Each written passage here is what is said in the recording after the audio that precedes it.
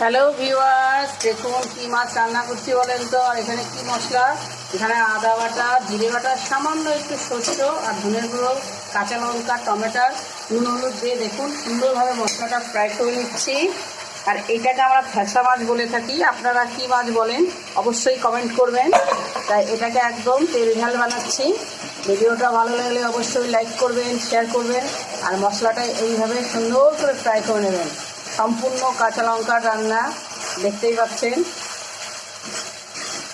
ভালো লাগলে অবশ্যই লাইক করবেন, শেয়ার করবেন আর সাবস্ক্রাইব করতে ভুলবেন না। এইভাবেই আমাকে সাপোর্ট করতে থাকবেন বন্ধুরা।